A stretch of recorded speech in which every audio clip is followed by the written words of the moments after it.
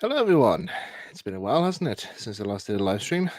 Last one I did, it probably wasn't really that much of a live stream. It was just pretty much just me just recording a 3D print, and that was pretty much it. So tonight I'm going to do a proper live stream here for you guys, and that is another Northwestern Railway replica update. So, yeah, quite a lot has been happening since the previous one, which was back in January, I think it was. Yeah, quite a lot has been happening since January. And yeah, got quite a bit there to show you. So, Fergus fan, how am I doing? All right. I was fine on Wednesday. Then, I think it was probably Saturday or so forth. I got a bit of a head cold, so if my voice does sound a wee bit deep in parts, it's just me just getting a wee bit, it's just the signs. um, but yeah, I haven't been all that good these last few days. I've been coughing, sneezing, the usual thing you get with a cold. But thankfully, it's easing off now here. So if at times you hear me coughing during the stream, I do apologize. I can't help it here, but I've got a nice hot cup of tea in front of me here, which with a bit of honey inside it there. So that's gonna help soothe the old sore throat because, you know, as well as being a writer for children's TV, I'm also a voice actor, so I need to make sure I have to have my voice in tip-top condition. Um, but there you go. Anyway, we're not here to discuss about my voice. We're here to discuss about the progress of my club's replica of the Northwestern region. Um, Lux Nolan, how is Far Cry Mark 2 going? Uh, Slowly. Let's just put it that way. It's it's not built yet. I haven't even started yet. I haven't started on the rebuild of the other one. But anyway, let's get down to business with the updates. So the last time you'd seen the Northwestern layout, we had some signals being made, as well as the introductions of our new control panels. So progress has made itself known during these last few months, and here is a few of them. So first of all is the I know it's a wee bit cluttered right now here, but usually back then it was very cluttered.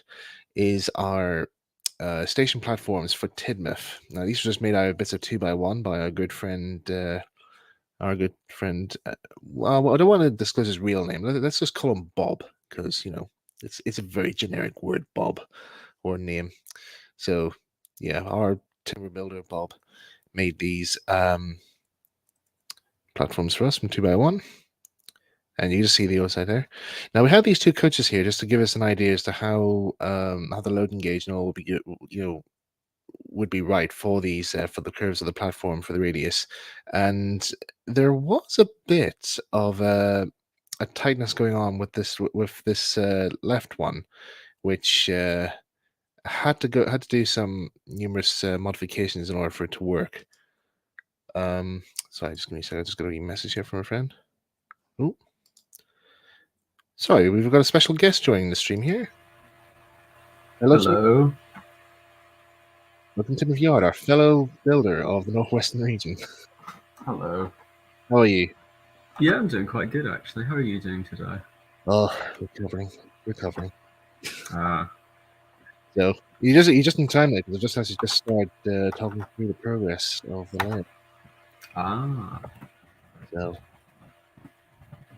So yeah, what did I get up to? Oh yes, the radius of the platforms. So this left-hand one had a wee bit of a trouble there, and it did actually result in our builder Bob having introducing us to a few new words of the English language that we wish not to disclose as to what they are. But let's just say he made a mistake during the building of this here, and he wasn't sure how to fix it, but he fixed it in the end after a bit of sanding.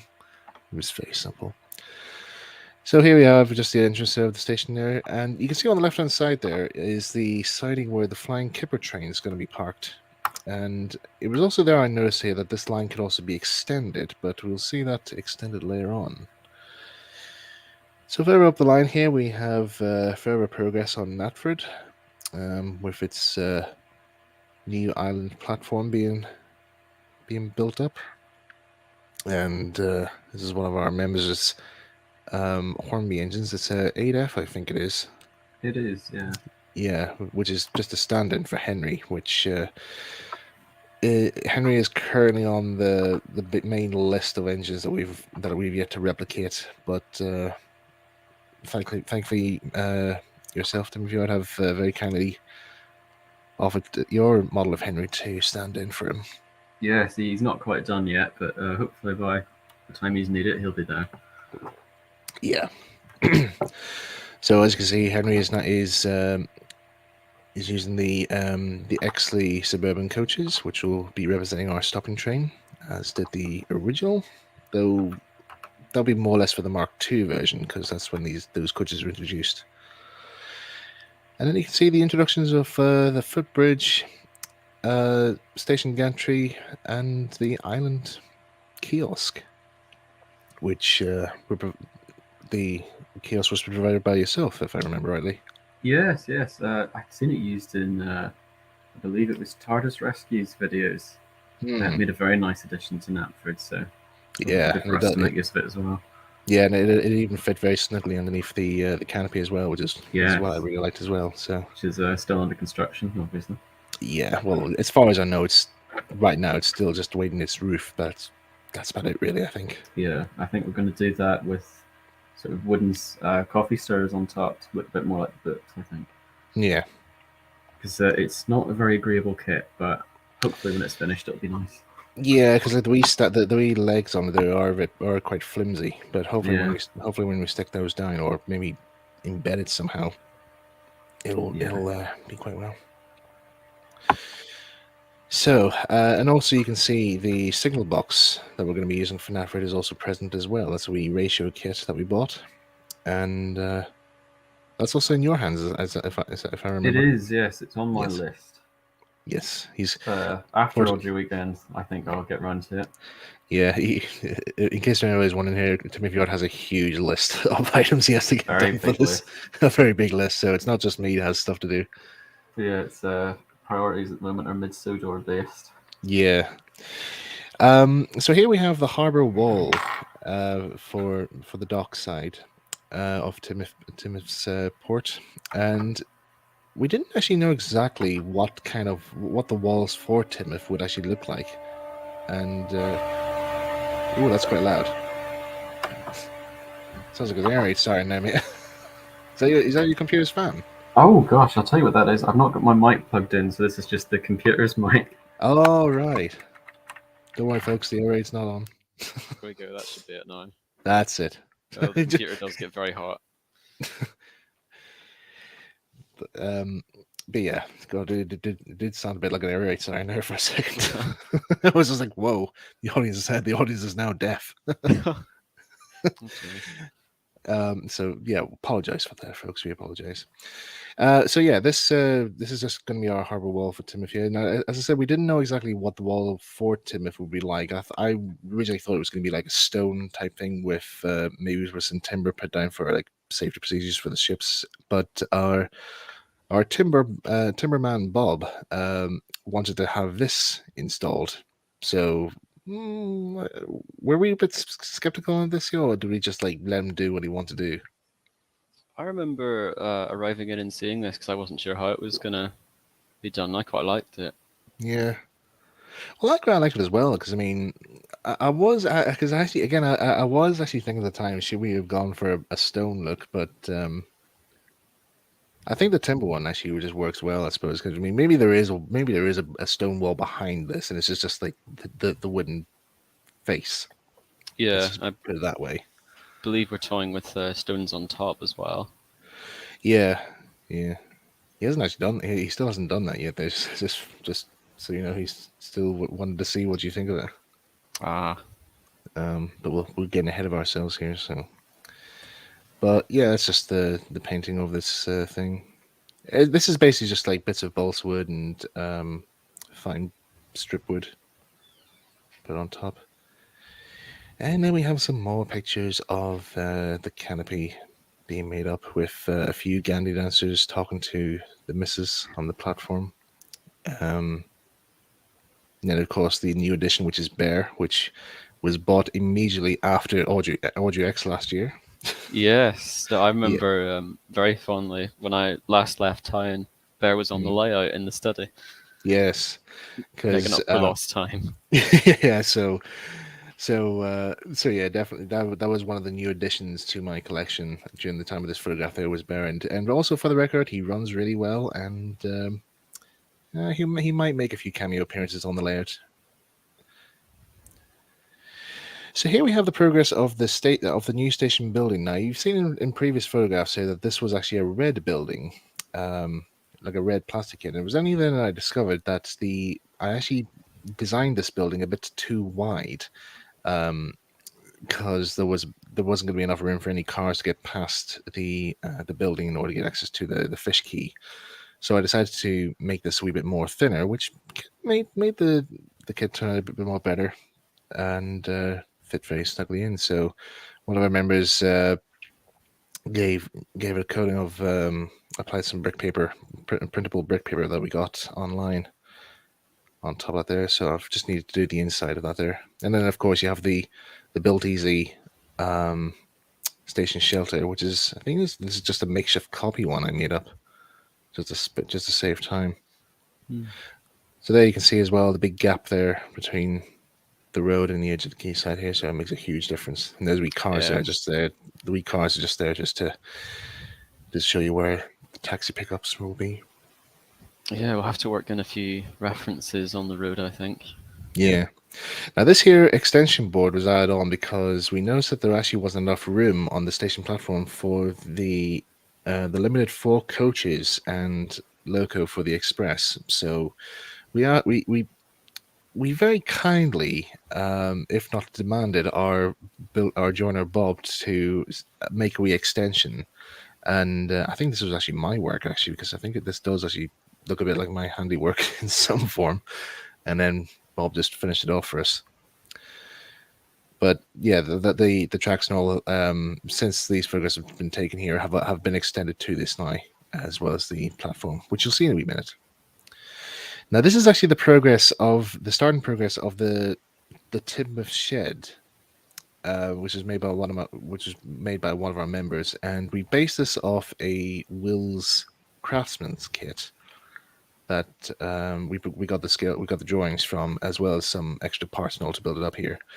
So instead of actually building the kit itself, we're just going to use just the plans of it there, and then just make it out of card, just to fit in with that old timed 1950s theme of what we're hoping to achieve. So here you are, you can see the Tidmouth section now all tidied up and all looking nice and spanky clean, and all this old gauge track just taking up room, and I can just remember like falling over all that stuff there whilst trying to get access to point motors and so forth. It was absolutely sheer nightmare. And there's yourself taking some photographs. Yeah. There you are, right there in the corner. So yeah, it's just an overall. Yes. Yeah, overall there. See the layout. Yes. Yourself having a wee photograph there, or doing your little paparazzi bit there. I don't know what it was. Yeah. Yes. So yeah, just over review of the layout, just to show what progress have been done so far. And there we are. There's the extension of the platforms being made, as well as the track being laid as well. And we also had some new coaches as well, some more Exley coaches, which I managed to obtain for us. And this gives you an idea as to how big the platforms are, or how long the platforms are in general. So our aim is to try and get 4 Mark 1 coaches fitted into that platform, each platform, and a tender engine, and that should be us. Absolutely fine. Because of course, if we're playing by layout rules, the maximum train is 4 coaches. Yeah. So there you can see we're doing a bit of a recreation of Thomas's train in this image. Ah, yes. And a couple of nice reshots here. I think this was like before we shut up for the day. I can't really remember. Now, this feature was one item I wasn't so sure if we were going to build this on or not. This was planned for the original layout, but the Reverend Orgy never got this far. This is the coal ramp, the cooling stage ramp. Basically, as you can see here, it's just a 2x1 timber structure with some cardboard to fill in the gaps.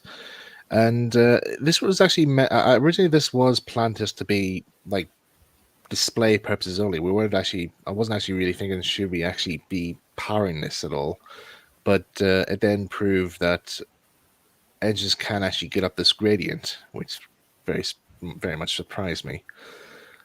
So yeah, this is now a powered section.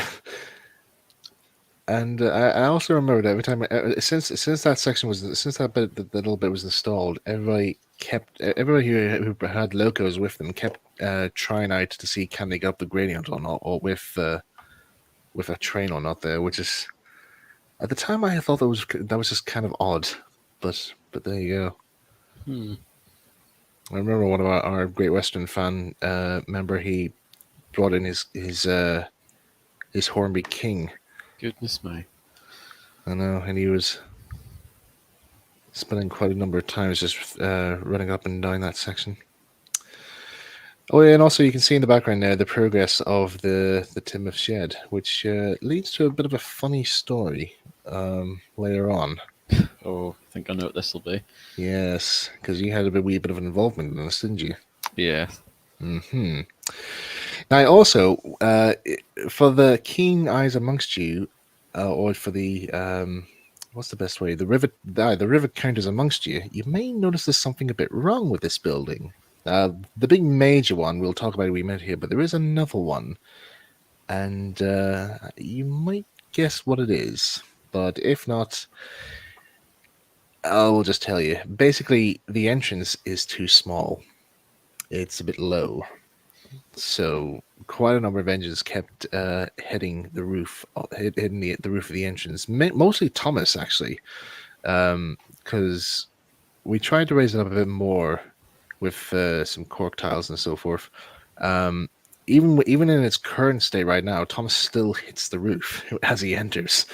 So that's why we have this little siding next to the sheds here, just specifically for Thomas to stay there, or the station shelter in general. But yeah, that happened. Nothing else to say about that.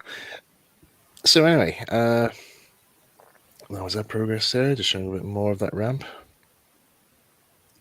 And then we got on to the fun stage, which was painting the track and getting it ready for ballasting. So this is just a Rust-Oleum coffee shade of brown that we used for painting the sleepers, and then on the edges there we just used a ordinary coating of Humbrol rust on the side of the rails, hand painted of course, and then just let that dry for 24 hours. So we did the quayside first, just to do a bit of a testament here, and it was only then we discovered later on here that this actually was meant to be, we're going to be paving this anyway. So painting this here was pretty much a bit of a waste of time, really. But at least it got some of the young members practicing on how to paint tracks. So there's that. Again, I don't know why I took more photographs of this here, because you guys already know what this is. But yeah, just a bit more screen time of all this here. And the slow progress. And of course, now you can see there's now some brick showing now on the Tidmouth sheds in the background here. And I think what I was doing here is I was trying to build up the wall, the edge wall of this ramp here. So this masking tape here is meant to be masking off the cardboard. And I'm just looking back now here, and I'm actually realizing there's a mistake in this here that I actually will have to try and correct next time I'm down the club, which is I think I made that a wee bit too wide at some part. Oh yes, the coal, not the coal, the water tower that's there. That's actually belongs to one of our members. He just brought in. That's a Mike's model kit, I think, but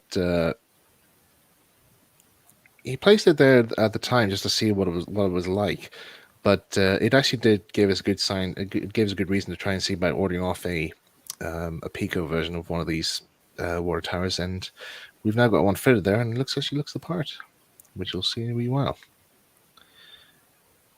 But yeah, anyway, again, for those who are still concerned about what's wrong with the sheds here, it's kind of obvious to see what's wrong here, even from the side. Can anybody else guess what it is? I'll just check in the chat here.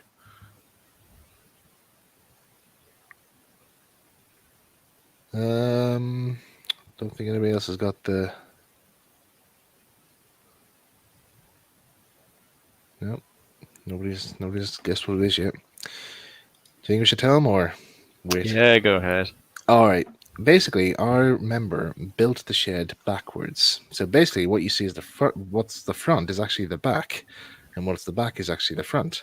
Which is why this section here is lower, resulting in why Thomas keeps crashing into the front of it. So, it came to the stage of how we were going to tell him that he built this wrong. At first, he actually just thought about leaving it as it was until we kind of just says, no, it has to be this way. You have to build it this way, otherwise it won't work. He just says, oh, that's fine, okay. And so I just says to him, like, all you have to do is just cut a hole in the back here. To which he then proceeds to literally dismantle the whole building and just rebuild it again. So I thought, fair dues. But yeah, you'll soon see the fix in a wee while. And then there's also the turntable. Turntable got a nice coat of paint as well. I decided to paint it up in the Dolby style livery because I think that's pretty much the best version I can probably find, really. It does look a wee bit brand new, but later on it does get a nice bit of weathering, which I think there are some photographs of it there, but we'll have to see later on. And also here, it was then I actually made a big mistake with this, and that is that the brick paper that I used around this here is just one, like a free online one that we printed off. You can print off multiple copy versions of it there, just that sort of printable paper. But what I forgot to do was to apply a coat of I think it's like a protective varnish or something on top of this, so that so that it doesn't get water stained or bleached. So I forgot to do this here, and of course, once I've applied the ballast in here and then put the 50/50 PVA glue and water mix in, you can guess what probably happened the next day. Came in, all this nicely red brick there was all green, like all of it was green, the whole perimeter. So I thought, no, this is not happening. I'm not having this here. So all this here sadly got ripped out, but in its place, though, I actually did went over this again with some paint, which managed to hide all that there. So it's not a lost cause. But there you go. And also we have the wee coal stage as well, which we based it off one of the photographs from the original layout. So there's our sheds again here, and as you can see, the wall for this ramp is being made up here, which, like I said, will probably be taken out at some stage, replaced, and then our replacement water tower. And also, you can see we bought a 3D print Percy. I bought a wee 3D print Percy. That's gonna be hard to say. It's a good tongue twister for you guys at home. 3D print Percy, which is going to be acting as our spare Percy just in case if anything goes wrong during the layout. But same with Henry. Timothy, you're going to be bringing your Percy as well? Yeah, just until we get an original style Percy sorted. Yeah. Well, we do have a body shell for one here. It's just trying to find a spare chassis for it to fit onto. Yeah. And that's what's causing hold up on that. Sorry, my voice is going a bit here because I've been coughing all day, but I'll do my best to carry on. Ooh. So anyway, next stage, just a few more pictures of this here. So you may notice here that we now have a new station building for Knapford. Now this is actually based off the station building seen in Gordon the Big Blue Engine, and this actually, I think if I remember rightly, I had to consult Luke Ryan about this one here because during the making of this here, but just before we built this building, I actually did message Luke, and it just says, "Just want to let you know, is this the right building for Knapford Junction? because as far as we know, apart from the one from the Klaus Spung era, we don't see any of the ones from the original junction before it got relocated. So Luke got back to me and he says that this could be what the station building looked like. So I have to go with his word, I suppose. But yeah, it's a 3D print body that I made up here. Then I just coated with the brick paper, same as the Tidmouth one. And then you can see the changes to the turntable as well. I've actually given it a wee bit of a weathering of some. What did I use? It was actually antiques antique furniture scratch remover that I actually used for the weathering of the turntable. A bit of an odd choice of weathering, but weathering substance. But there you go, it turned out quite well. And then of course I painted the turntable well, and in replacement of that brick color that you saw before, which sadly got destroyed by the PVA glue. And then of course you can see the sheds have now been fixed. The ends have been changed around, and the young member was busy, spent quite a good while painting the inside. I was constantly hurrying him to try and get the roof made, but he seemed to be taking time off from building the shed to work on something else of his own modeling, which got a wee bit on our nerves for a bit. But we digress. Yeah, I know, but I digress. I'm sorry. He might be watching the stream for all I know, so I apologize. But I did kept telling him that we were on a tight schedule for this layout. This layout was going to be out of show. Well, oh yes, actually, that's actually worth mentioning. Actually, because was it before January or after January that the layout was invited to the show? Gosh, I can't remember. It was definitely around that time. Possibly, it might have been. Yeah, it might have been just around this time actually that the cultural model railway people got in contact with us and said we would like your layout to be featured at our show in November this year. So this kind of put a wee bit of a strain on us here, because we literally had to try and get as much as we possibly can each day that we were down at that club, and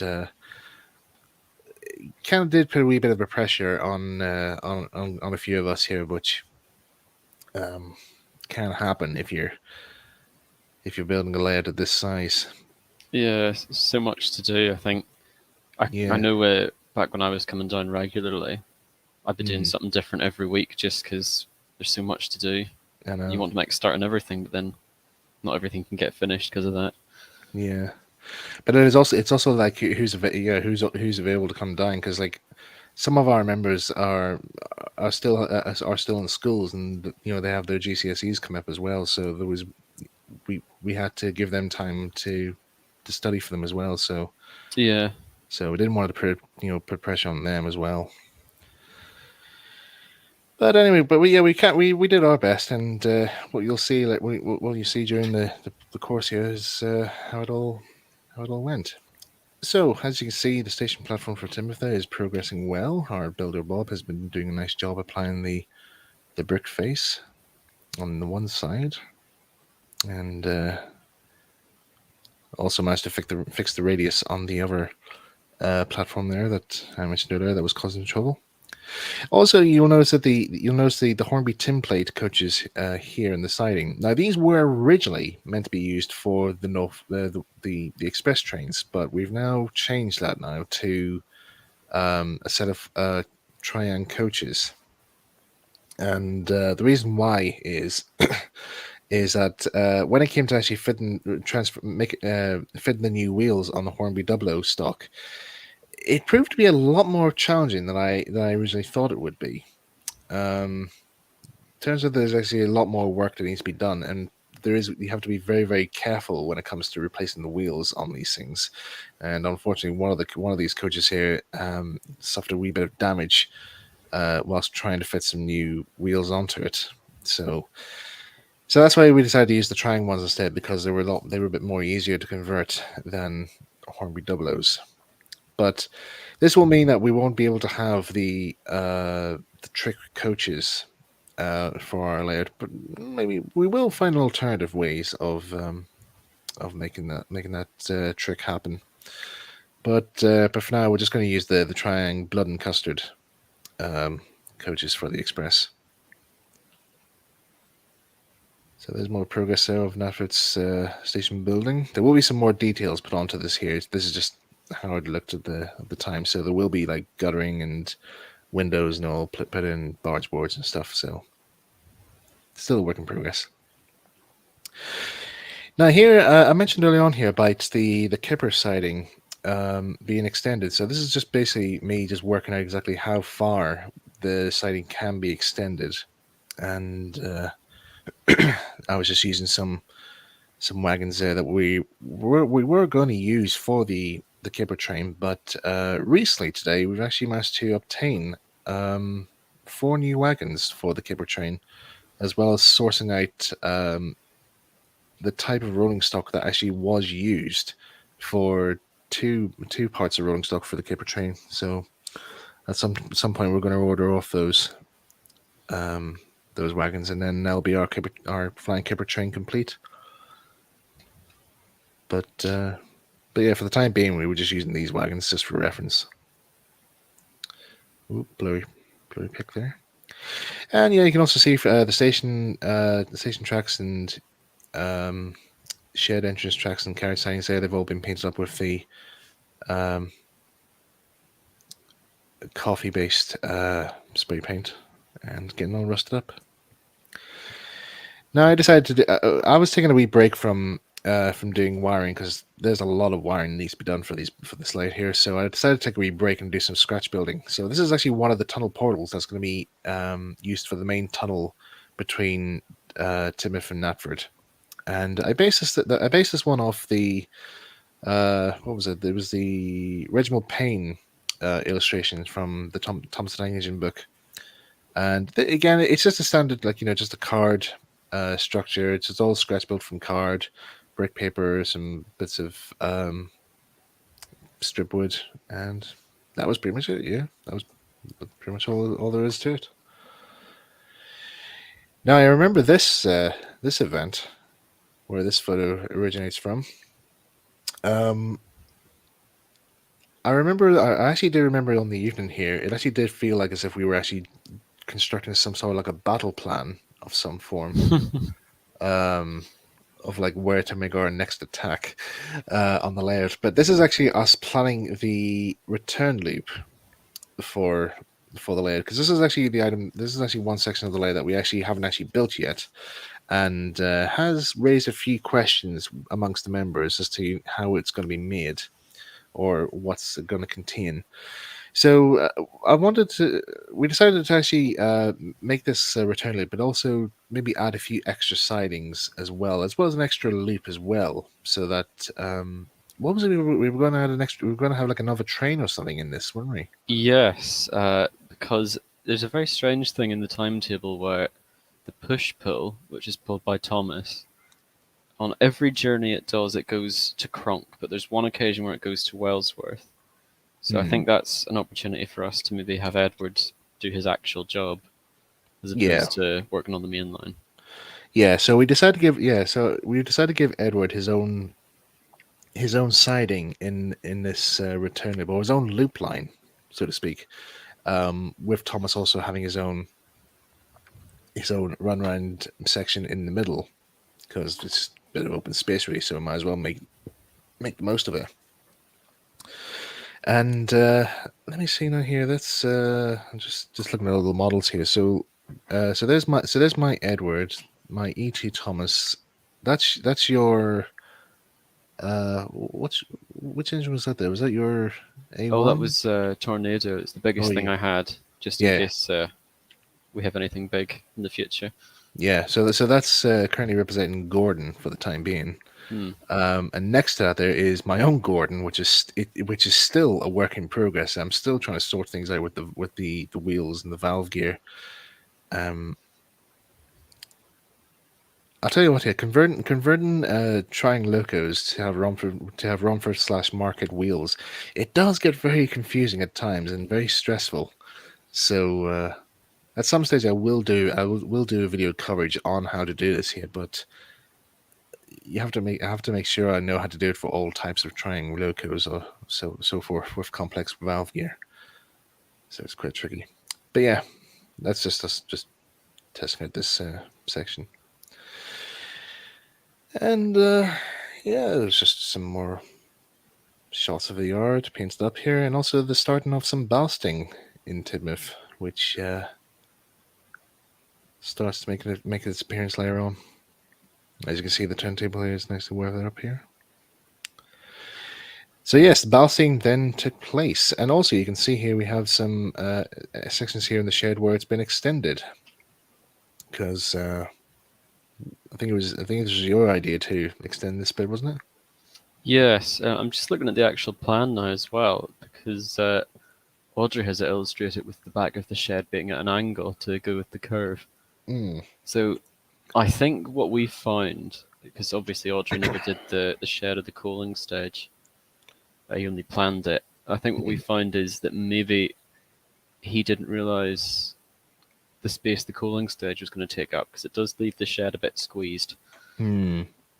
Yeah.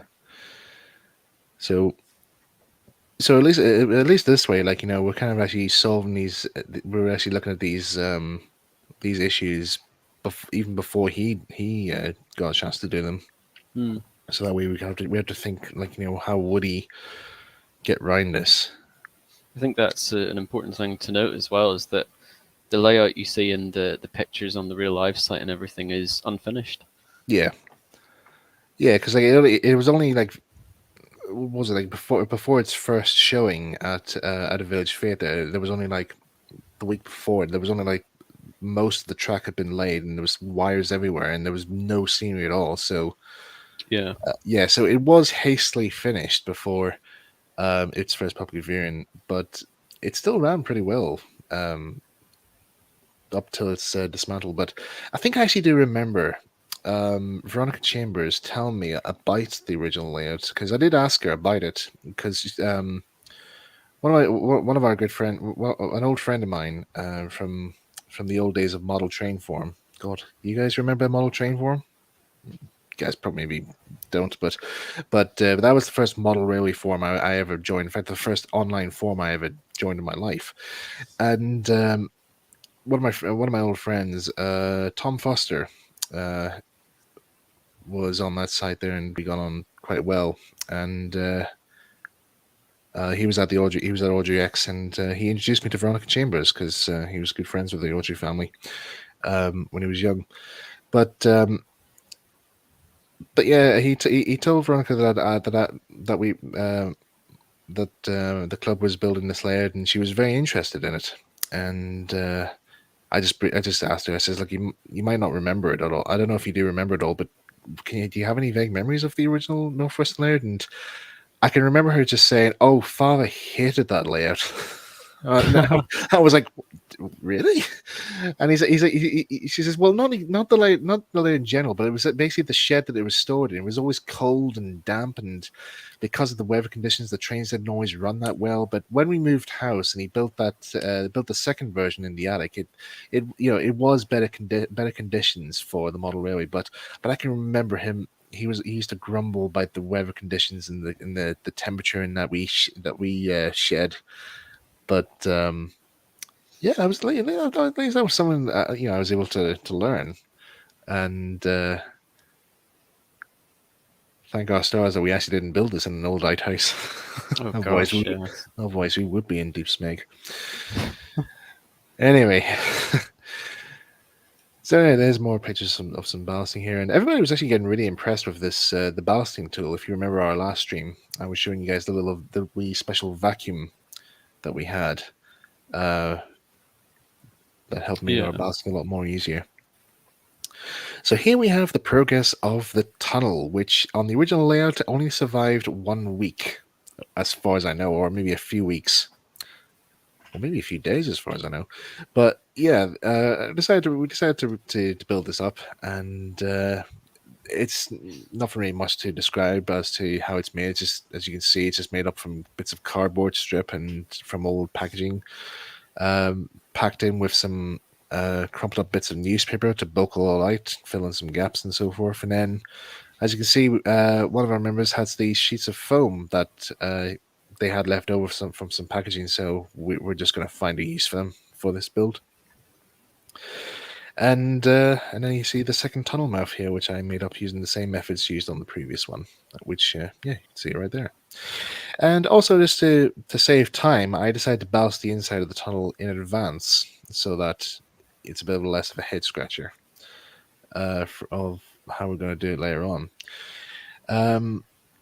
One of our ideas that we actually are going to try and do for this section here is that we're maybe going to have a wee viewing window built into the side, so any people who come to see the layout at shows and so forth can actually look in. You can actually see the layout, see the trains running through the tunnel, and also witness a mouse of all things inside the tunnel, which we will have a wee notice board informing why there's a mouse in the tunnel to begin with.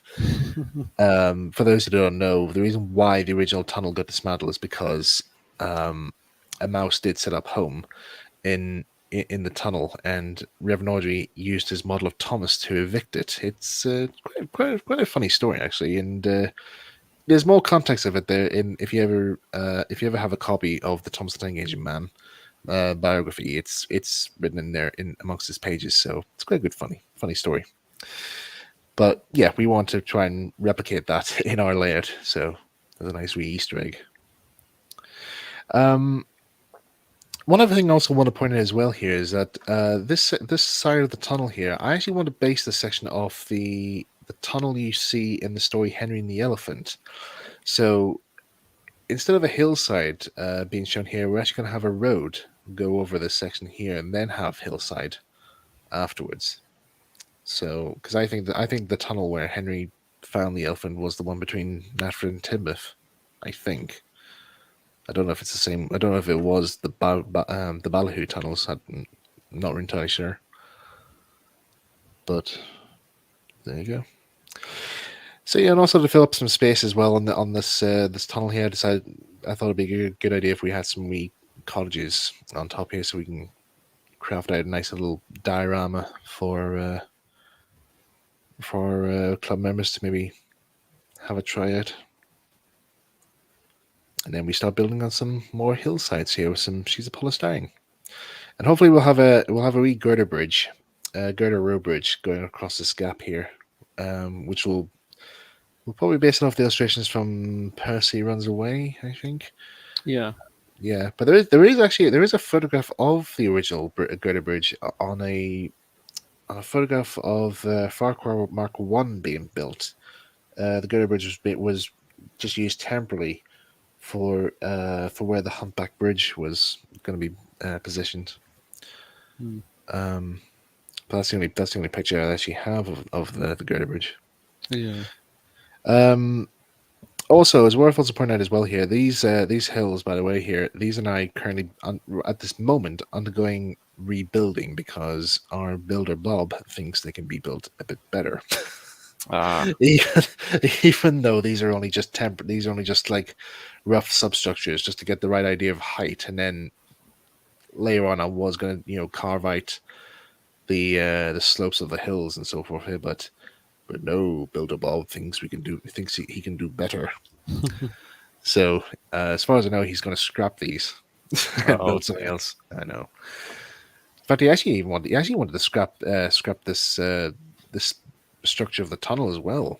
Oh gosh. Yeah, because it was 10 millimeters too low. Ah, yes. so he wanted a bit more higher. But after some time, after we bit of explanation as to how long it took for the glue to dry to secure the cardboard sections in place, he decided to keep it after all and just work around it. It's probably worth noting just while we're on this section that if anybody knows the illustrations from, I believe it's Percy Runs Away, this is the yard that Percy's working in that story. Yeah.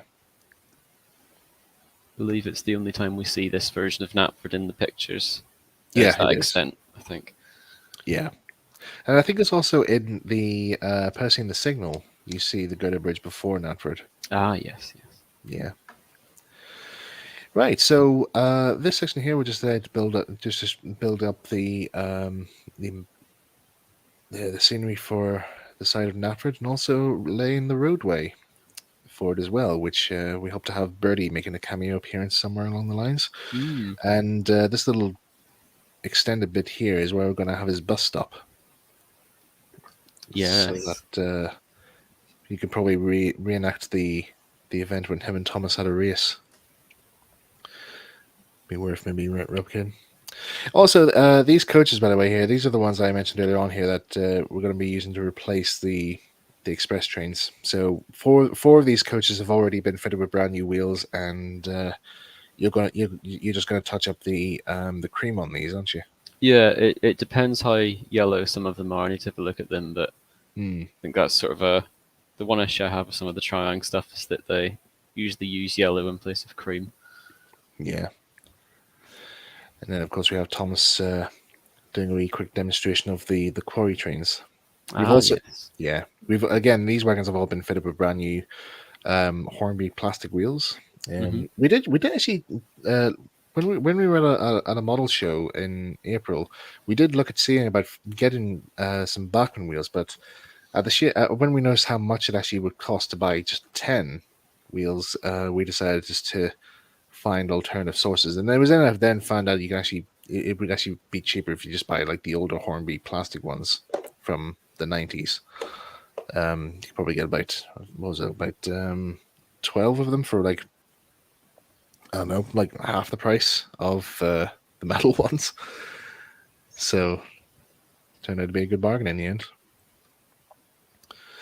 And oh yeah, well, I just whilst it's in my mind here, we got another one of those brake fans as well on order as well. So once that arrives here, we're going to be painting it up in the grey livery. So we might have a spiteful brake ram on the layout at some point. Ah, good.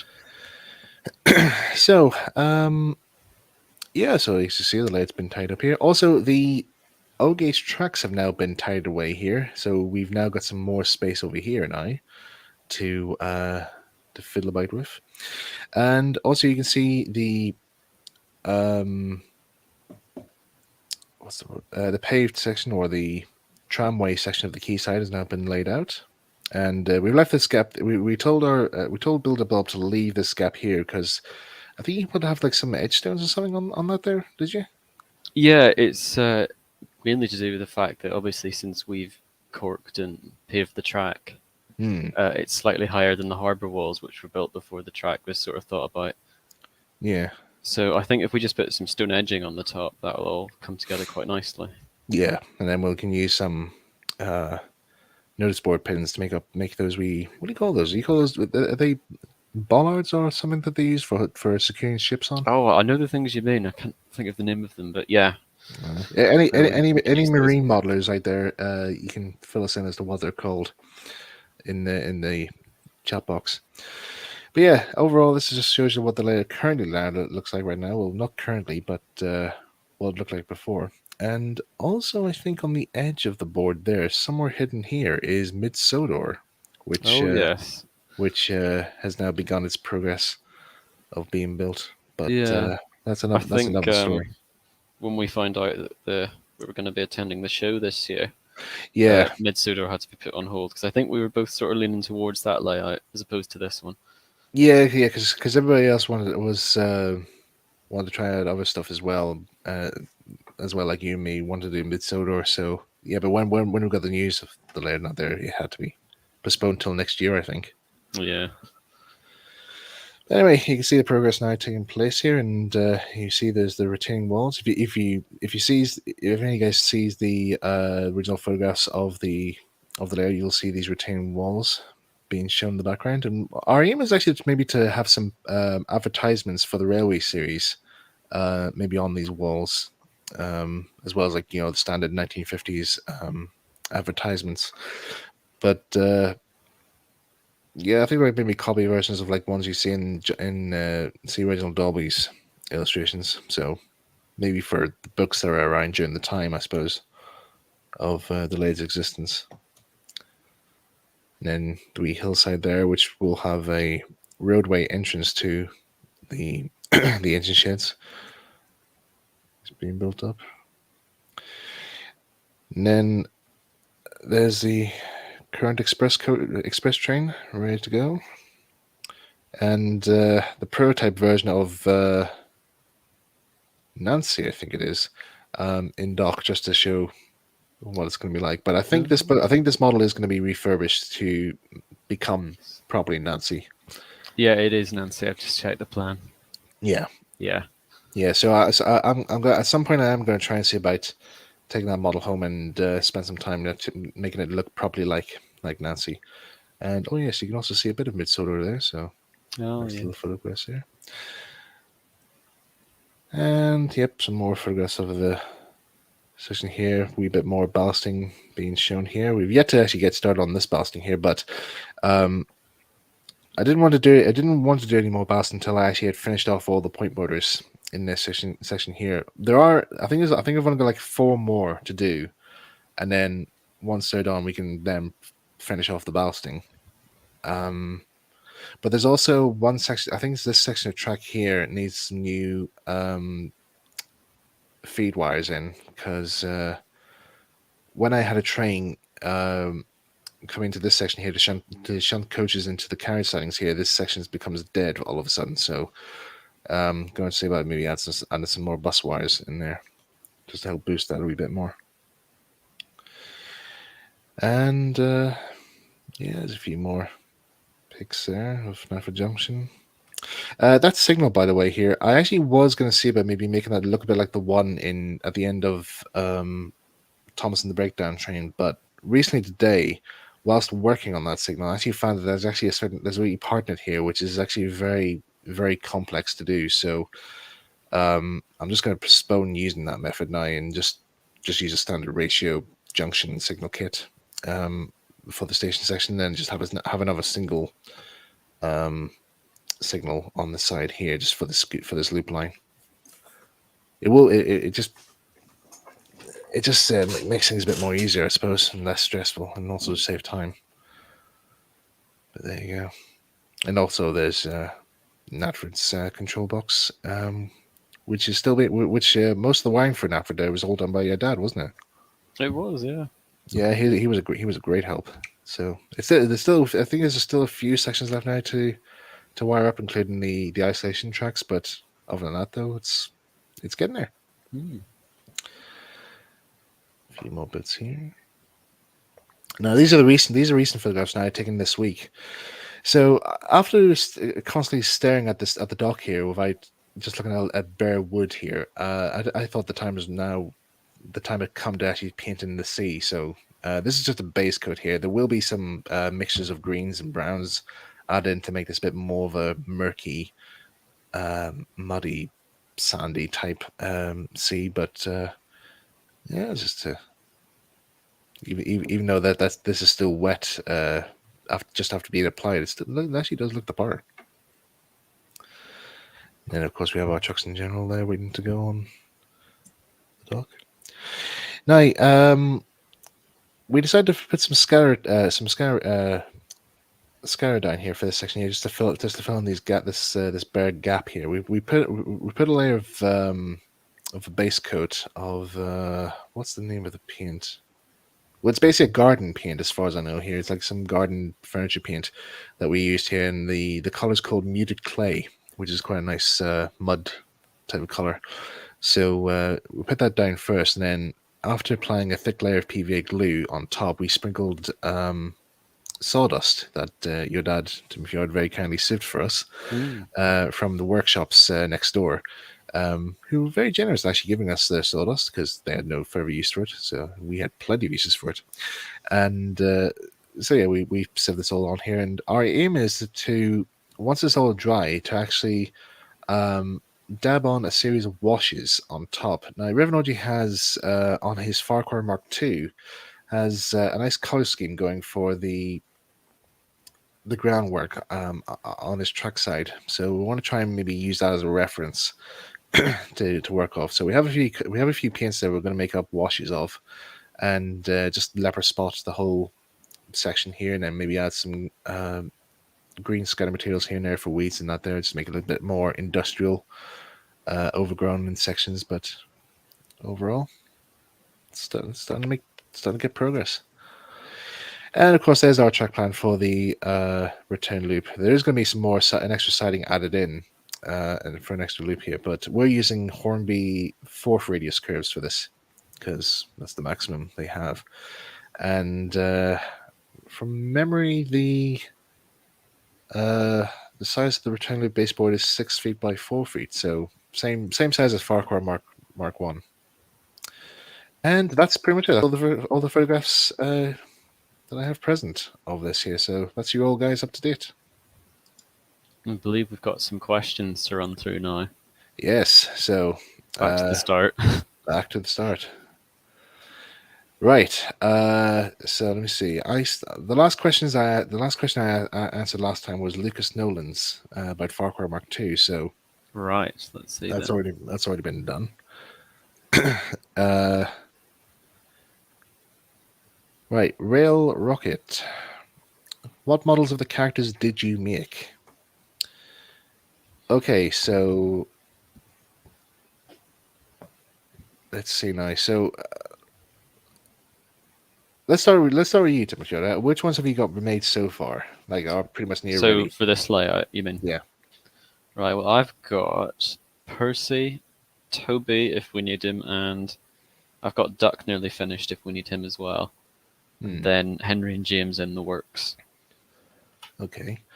Then for me, I've got Repath Thomas, which has recently had a new motor fitted in, thanks to a fellow railway modeler on Facebook there who very kindly offered to do the services for me. Edward is also nearly ready as well, just needs to finish off his painting and lining.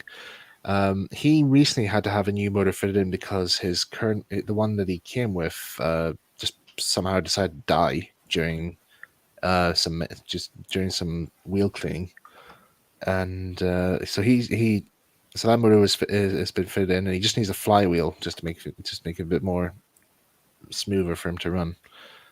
And I've recently got a Triang Ginty with Romford wheels fit onto it there on order, so that might also act as a spare Thomas. But for the time being, the chassis will be used for the gating model of Duck that I have, which is also currently waiting for Romford wheels to be fitted onto it.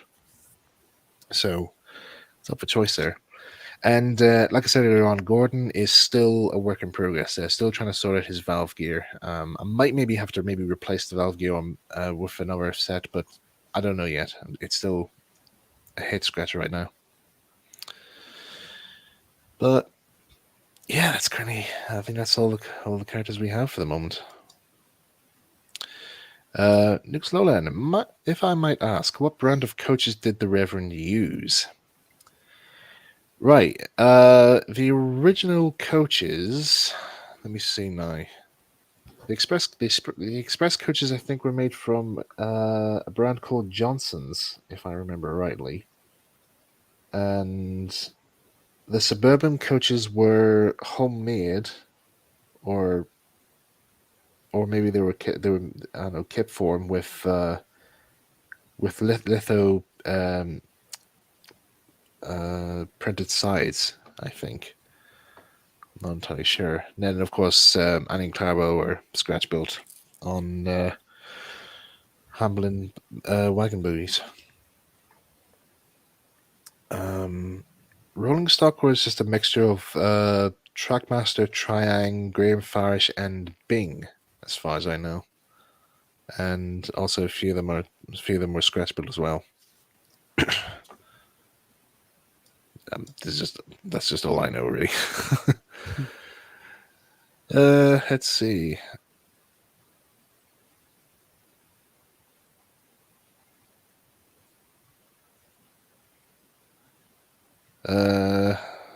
Thomas.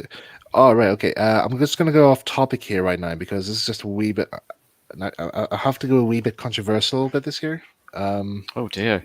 I know. I'm sorry. I have to acknowledge this here. So, Thomas Theorist. Hi, Michael.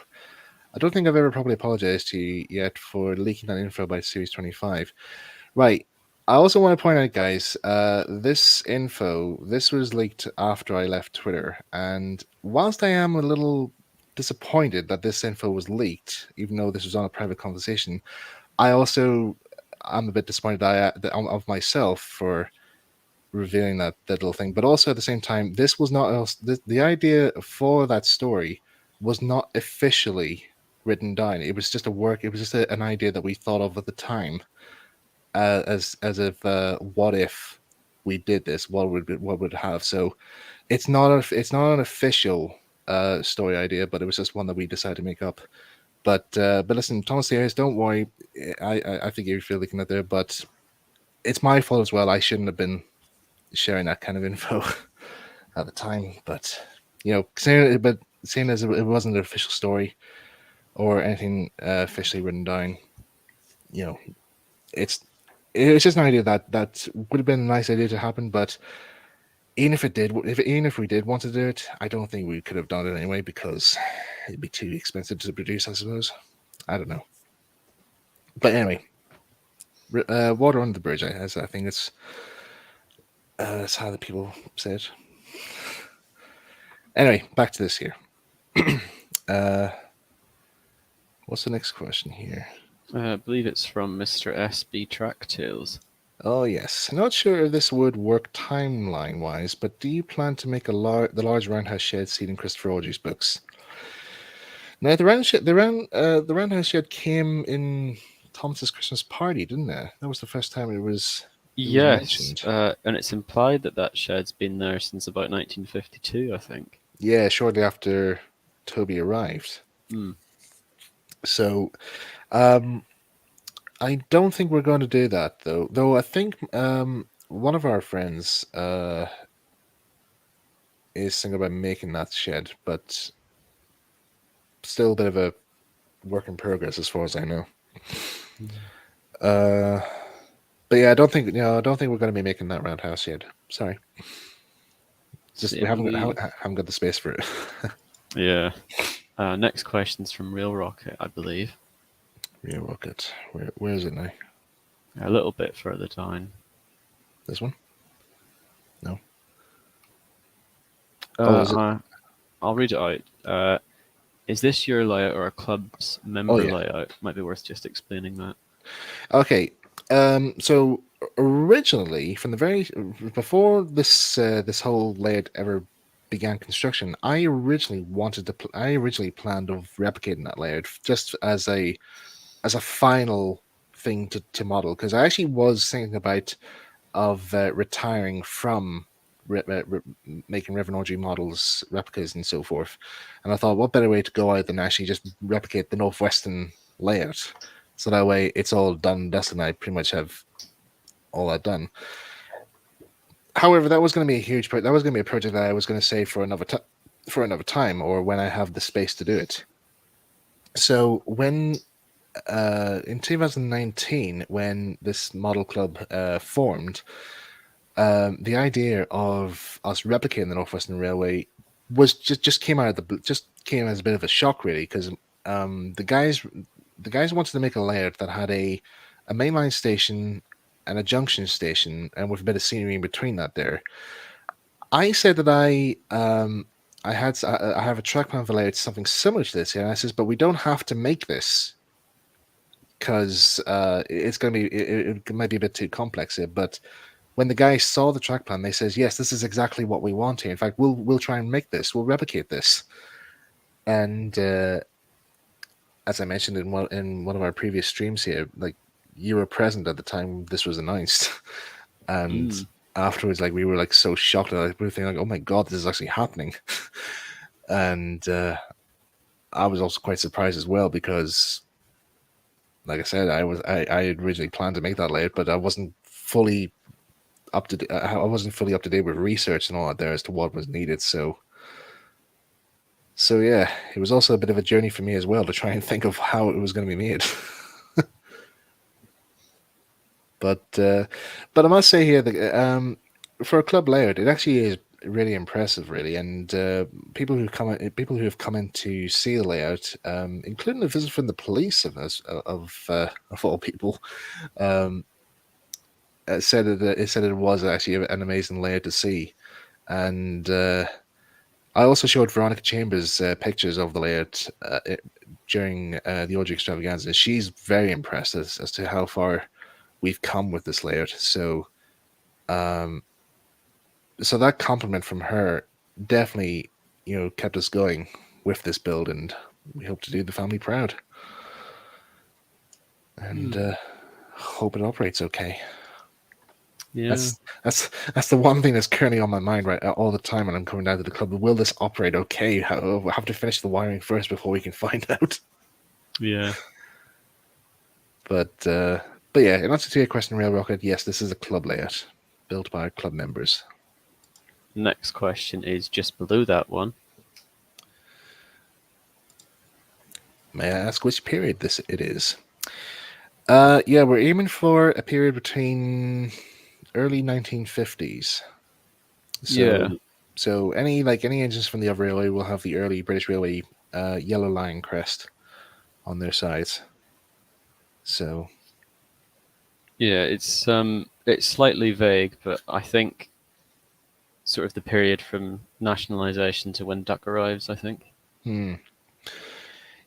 yeah, because I mean, the original layout got dismantled in 1953, as far as I remember, or 1952, somewhere, or 1950. I can't remember the exact year date, but I don't remember exactly what did Reverend OG say in a quote there. He said the layout took 3 years to make up to its current stage, and then come the time of dismantling, it took 3 days. It took 3 days to dismantle. Excuse me. So yeah, I could definitely say, I could say I'd say it probably must have been like maybe 1950, 1951 when the layout got dismantled. So yeah, I'd say that's the time period we'll have it in late 40s, 1950s.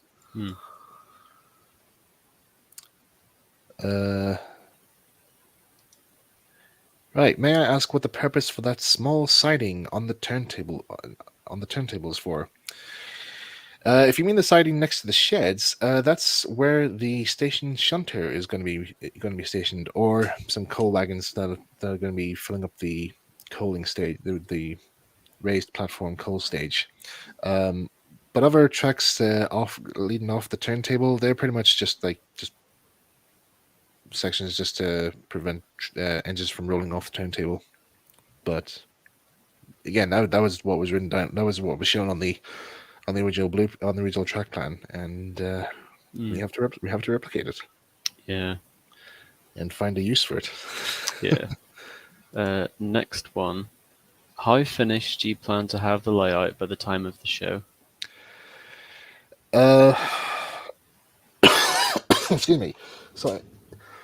Oh, I'm dying. Oh, this cough's so bad. Sorry. I hope to have the layout in a suitable presentation version. Our aim is to try and get as much as we possibly can done on the layout. To have it in a suitable exhibit style fashion, but if we don't have it done in time, then we'll just have to make exceptions. But our real aim is to make sure that the trains operate smoothly on the layout. So I'd say maybe a few weeks before the show, we'll have to do some serious test runs with the layout to make sure everything runs according to plan, and that everybody knows the layout's operation sequence and timetable. Because I do remember when we were planning out the return, one of our members, who at the time, when again it was the Great Western fan, he didn't actually know exactly much about about the background of the layout or the the history of it there, and we filled him in a few times as to what was it all about in that there. But when he came in and saw us plotting out the trains and the operation maneuvers, he says, "I can't." He says, like, from the way you're planning this here, it sounds as if you actually are operating an actual railway. And to which point, I think you and me just says, "Well, we actually are," because Yeah, that's how the it's line a was real operated. railway. It's a real railway doing its own real service. So he's like, "But it's a Thomas lane." I says, "Yeah, just because it's a Thomas lane doesn't mean it has to operate like a real railway." And it's just that this is a different version of Thomas, not the one you see on television. It's a Thomas that actually works. That's probably a good way to put it. This Thomas works. Yeah. Doesn't jump around and go picking up balloons and so forth. Yeah. Anyway, I believe the next question is sort of near the end here, all right. regarding Nancy the ship. Nancy the ship. Where is it? Who said it? That's from Steve Dax. Steve Lax. Where is that? Oh, is it this one here? Ah, yes. Ooh, been a while. Regarding Nancy, did she and the other boats survive? Can't recall ever hearing much of them. Right. From what I gather, Nancy and Violet were made by George Audrey, and when the Northwestern Layer was dismantled, all the rails, which were made by Bonds, I think, or Bassett Loke, I think, worth also noting as well, the original rails on the Northwestern Laird were actually O gauge rails, because I don't know if double O rails were available at the time. Well, I think they were actually, because Hornby double O not there was around, but I don't think Code 100 or Code 75 had been made yet, so people had to make deal with what there was. But Reverend Audrey Mascot had get a whole batch of Basilurg rails, lay them onto wooden sleepers or cardboard sleepers, and come to mention it there, and use that for the Northwestern Laird's permanent way. So, but yeah, like I said, after that was all taken up, there he gave George Audrey all the rails for his O gauge model railway layout. Which I don't know. I don't know what he modeled anyway. So that's a bit of a new mystery for all of us. What was George Audrey's model railway like in general? What did he model? Maybe he modeled a section of Sodor that we don't know of. Oh, maybe. Yes, that'll be one for the books. Mm. Luke Ryan, if you're watching this, yeah, go and find out. There's probably something in the Audrey study that tells us. Anyway, next question. Oh yeah, Tom's in the chat. He's watching this as well. Hello. Hey, Tom. Let's see. Are many of the club members aware of Thomas or knowledgeable on the franchise, or are they mainly just model train people? Right, a few members on the team are members of the Thomas fan base. So the Johnler is one of our members. I forget which username the other one is. I believe that's Fergus Fan 1. He's in the chat. Is it? Yes. Ah. There we go. Yes. So, okay, at least I can remember your username now. Yes, John Lee. Yes, we mentioned your name. So yeah, they're members of our club, and also you're a member of the club as well, Tim. I do happen to be, yes. Yes, and Stuart is also a member of our club, Old Lang Syne. Yeah, that troublemaker. Yeah. Yes, I know. Yeah, I still haven't forgiven him for him crashing my stream, the last stream. Oh yes. Yes, and his sidekick, whoever he may be. Yeah, still not been found.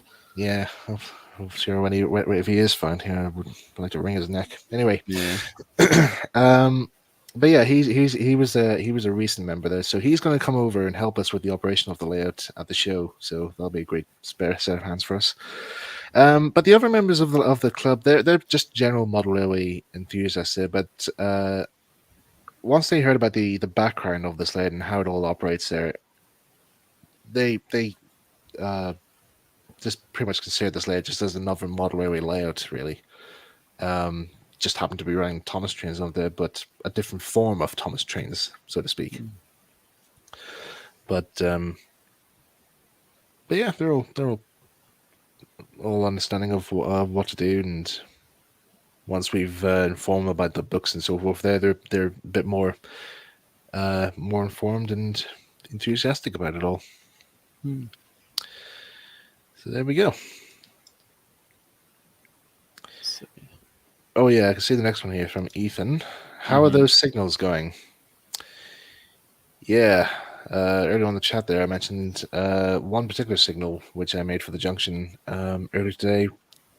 Didn't really turn out as well as it could be because maybe a fault on ratios terms made a section of the kit very, very fragile for the particular parts it's meant to go onto there. So yeah, I'm just gonna change that particular bracket signal to to a standard ratio one instead. I'll put in an order for some more signals at a later stage. But I think, as far as I know, we only have the I think we have most of the signals for Tidmouth all made up now, so they just need to be installed and wired up. That's about it here. John Smith, can we hold buffers under the wishing tree? yes, we can. Shut up. We will actually be modelling the wishing tree for those interested. Really? Yeah, it'll be there. Oh. You'll see, because when Henry ends up pulling the express, that'll be proof. Yes. Next question. GL Productions, what inspired you to write the audio story Closing Down?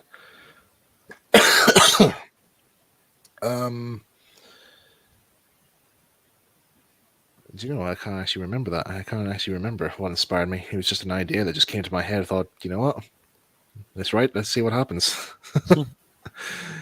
That's pretty much it. And that's it. That's pretty much all the questions up to date. A few demands for the wishing tree. Audrey's model of the wishing tree, yes, it will be revealed this year in July. It features very prominently on Audrey's elbow, so don't worry, we'll all be seeing that in July. Yeah, come down to the audio extravaganza to see the original wishing tree, which has survived all these years. But yeah, I can't think of anything else that needs to be mentioned unless you want to talk about something. No, I think we've covered everything. All right. Any last minute questions, guys? Could be about the layout. Could be anything in general. Just anything. But yeah, I'll give you guys about a minute or so if you have any last minute questions. Right. Oh. As soon as the stream's over, I'm going to have another cup of tea and head straight to bed. I'm ready for it. My throat is about to go. It's like, gosh, it's like red raw right now. Oh, hello. Hello. Oh, we got another one here. Oh, we've got Two questions now. Yes. Do we know which engines were timetabling on the layout? Yes, we've worked this out. Yes, we had a bit of discussion about this here the other day, actually. So the aim is for the show, we're going to be running the engines that ran on the layout before dismantled. Before it was dismantled, not the layout dismantling during an operation. That'll be an interesting sight to see, but no. It'd be like something out of the Addams Family if that happened. But yeah, we're going to have, let's see, Thomas, Percy, Edward, James, Henry, and Duck. Yes. Those are the engines that we're going to operate. So the slight amendments we're making to the original sort of sequence is going to be that Edward is going to be taking one of Thomas's jobs. And because of that, we need Duck to take on some of Percy's jobs, so there's an engine at the station to shunt the coaches at all times. Yes. Just about all fits. I think we have to juggle the coaches a bit to fit it all in, but it's Yeah, fine. yeah, and also maybe also the inclusion of a slow goose train or something. Yes. We can make use So of the second return loop. Fit yeah, that in. probably give James something to do. Hmm. The only thing is, who's going to break the news to him? Oh gosh. I know. Anyway, Tim Davis, favorite non-Audrey Thomas character. Hmm. Non-Audrey. Oh gosh.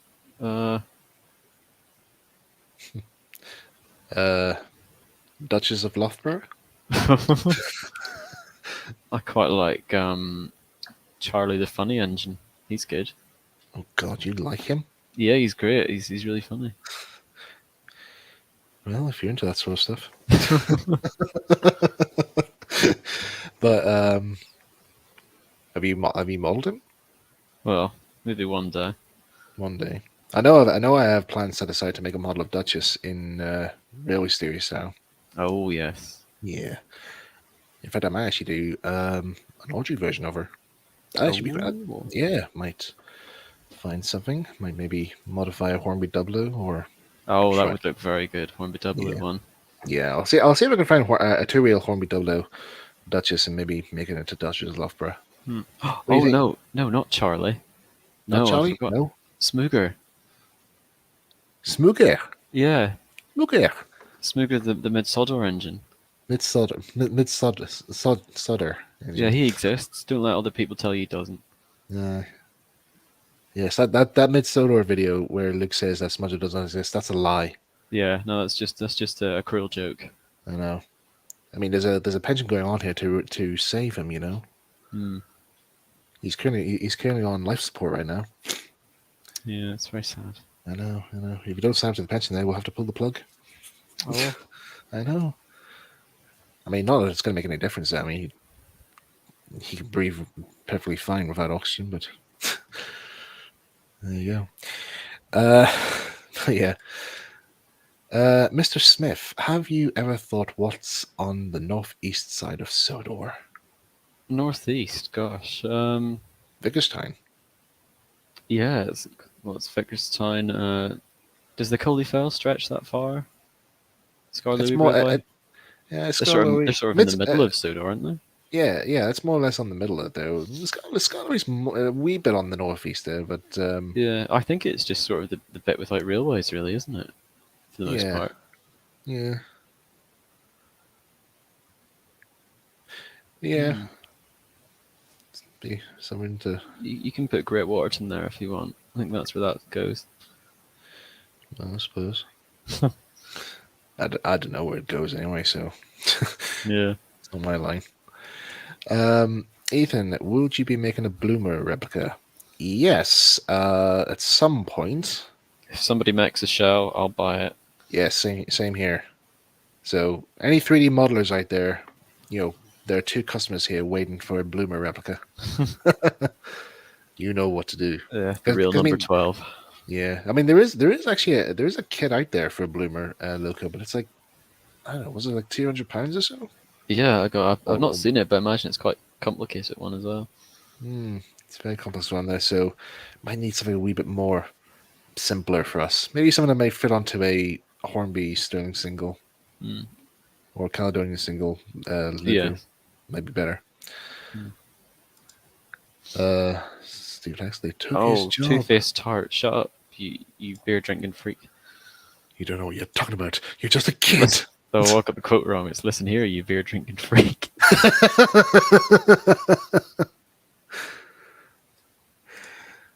Thomas here. His thoughts on Audrey changing the name of Vickerstown. Or was this because it was spelled with a K, wasn't it? I think so. I think that's what it's referring to. Yeah. Actually, we did actually thought about one time about if we ever thought about extending the Northwestern Laird, would we actually extend it to Vickerstown? Yeah, because the plan exists. Aye, which surprised us really. It's huge though, isn't it? I know. I mean, all those what do you call those? Double slip tracks as well. Hmm. It's gonna be very expensive though. Yeah.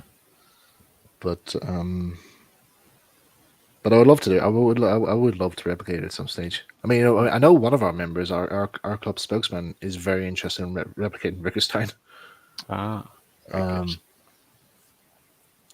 But that we can only dream. If we have a larger premises for our club to store the layer, then yeah, we could probably model Vickerstown if need be. But Hmm. that's for the future, maybe.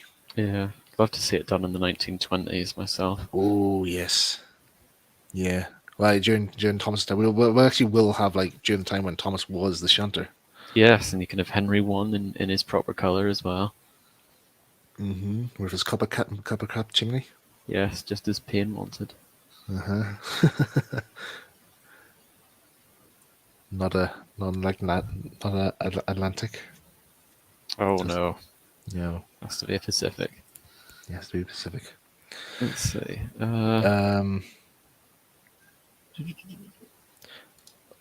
Do you have your own timeline for the series?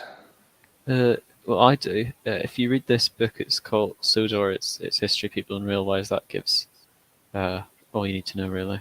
Yeah, I follow that book as well.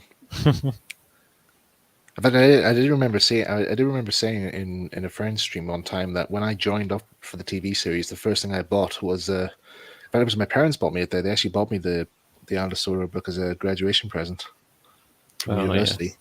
yes. And but in the call actually with my friends, they also had copies of the book. There, and we were comparing the prices of how much we spent on it. Oh gosh. And I won because mine was the most expensive of the lot. I think it was like £500 or something.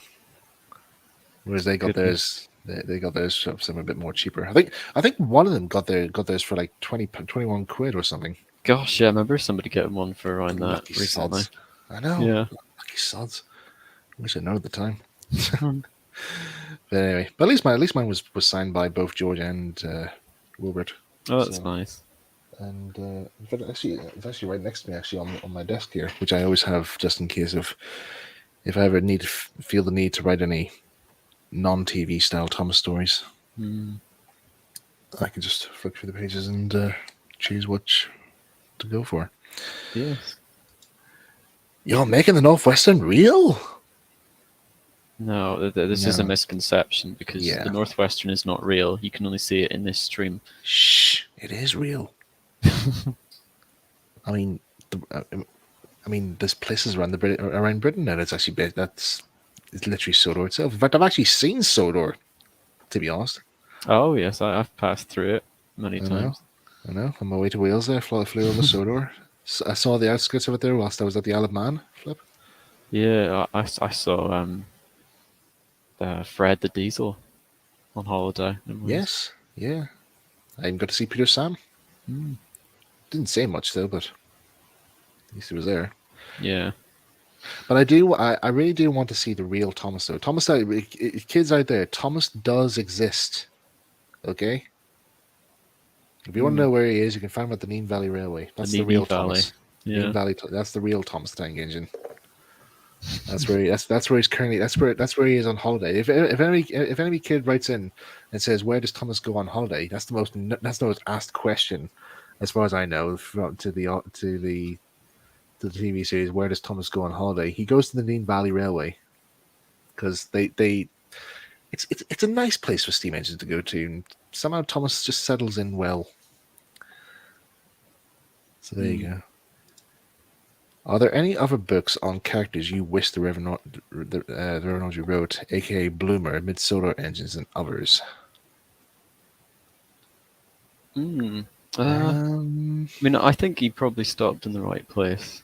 Yeah, because I mean, the last book, which was set in the current, it's set in the current timeline, which would be Duke the Lost Engine with the last story, Sleeping Beauty, in its current in the current stage of time. That would be, yeah, decent way to stop it there. I mean, Tramway Engines. That's another flashback book story Yes. because that takes place in 1964, as far as I know. Hmm. And Sleeping Beauty, Duke the Lost Engine, takes place in the 70s. So there you go. Right, I think that pretty much does us there. Yes. So, guys, thanks very much for tuning in to our little stream, giving you guys updates on the Northwestern layout. Hopefully, the next stream will probably be maybe before the show or maybe during the show. Who knows? Oh gosh, imagine that. I know that'd be quite an amazing one, isn't it? Mm. We actually filmed the Northwestern layout live at its first show, Yeah. and you guys will be able to see what the final result will look like. But yeah, I'll keep you guys updated, maybe on the community chat on my channel. Apart from that, it'll probably be, I don't know, be a while yet before I give you guys any more updates. But yeah, we had enough photographs there to do another live stream there and so forth. Which I only just managed to gather up the photographs now because due to some computer issues out there, quite a lot of my photographs, including a work in progress video, which I was going to do about the history of the Northwestern layout, sadly got lost in a computer repair thing. So I have to restart that whole thing again from scratch. Oh.